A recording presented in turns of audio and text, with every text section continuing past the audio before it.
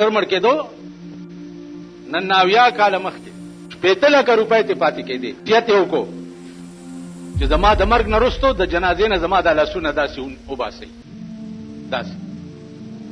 چې دا خلک پکې رواني چې زما د لاسونو ته ګوري یو سړی ورته ناست هغه ورته ولې دومره لوی دولت را سره چې خلکو ته پته ولګي چې تش لاس لاړو نو هغه ورته ویلي چې خدای دې خوار که چې راتلې څه دې راوړي ځان سره تاسو چې د موره پیدا کېدې څه غوټه در سره وه څه دې راوړي دي خو چې څنګه 2 لاسه راغلی وي داسې 2 لاسه به دې ځې که نه څه وړې خو نه ځان سره نو عزیزانو پرونبه شپه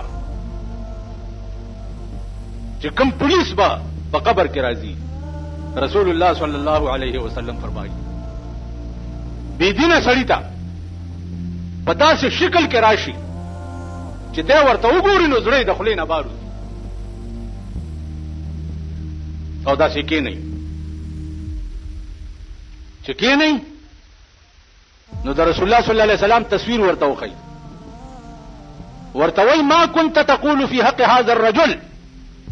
د دې سړي متعلق دی دنیا کې څه عقیده وه دی چې ورته وګوري نو دی به وایي چې ها ها لا ادري والله که زه خدای پیژنم دا پیژنې دا څوک دی والله که دی خو زه پیژنم اوس چې د الله په دربار کې او د الله د پولیس په مخ کې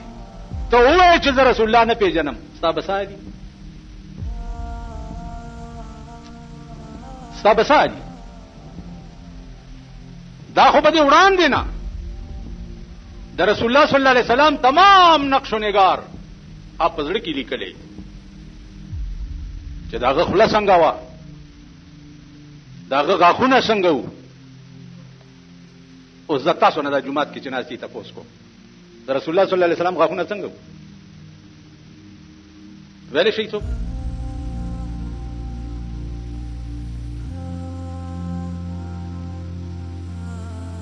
داغه پوزه څنګه وه سترګې څنګه وې د سر ویښتې څو قسمه وو ویلی شئ چې لاسونه یې څنګه وو په لاره تللې څنګه وو لباس یې څنګه وو پټکې یې څنګه وو څادر یې څنګه وو د چهرې بناوټ یې څنګه وو دا نقشه به دې زده کړي او په دې نقشه به مینې اله به هغه فوټو چې اوس ته چې د کوم سړی نه پېژنې او دغه فوټو درته څوک وښیي ته به ووایې چې دا پلانې دی وایي ټول سم وایي ما ستړی کوئ ما کم سړی چې ته نه پېژنې او دغه فوټو درته څوک وښیي نو ته به ووایې چې دا پلانې دی او چې پېژنې او فوټو درته څوک وښیي نو څه به وایې چې دا پلانې دی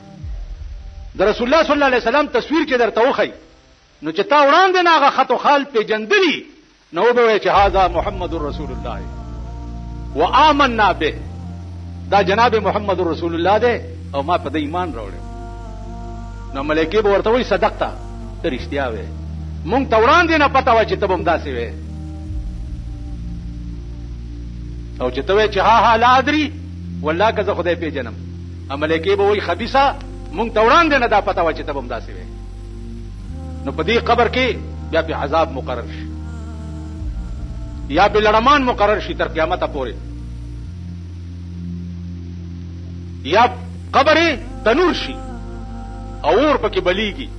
او دی پکې کله اور پاس راوړي او کله لاندې وړي کله پاس راوړي او کله لاندې د لاهور ادیره مولانا شمس الحق افغانی ته حضرت لاهوري رحمت الله علیه په سترګو ښودلې وه ویل په مخې راته لاس راخ کو او راته وی چې دې ادیرې ته وګوره افغاني صاحب قرآن خورو چې ما ادیرې ته وکته د هر قبر نه د اور لمبې راوتې د هر قبر نن 3 ورځې ته مړي پسې ناست دي تا سره دا احساس وي چې ما چې ایښی دی د هغه به څه حالي هلته قبر کې به یو سوټمارې زوی به راځي او دا دوا به یاده کړو دا دوا به یاده کړو او بیا چې معتبر راشي خان راشي خان راشي ارباب صاحب راشي افسر صاحب راشي نو ټول ورته ټوکرای ټوکرای شي نو هغه به کینی نو پر دې ځای به داسونه یې دا دوا به یاده کړو دا داسې کې اشاره کم ځای ته وکړي ستا مړی چې شوی دی زما د ته پې خوشحال شي چې خانم راغی زما مړي ته دا خلک چې د جنازې ما په زندګۍ کې د مړي خبر نه دی ګرځولی په زندګۍ کې اکرهو اعلام المیت فی الاسواق والمحلات په بازارونو او په جوماتونو کې او په بازارونو کې د مړي خبر ګرځول چې دي دا حرام دي د مړي خبر ګرځول په دې خدای ناراضي یم چې که د چا مړي ته لاړ نه شم هم ګیله یې نشته ځکه چې ما خپل مړي ته تر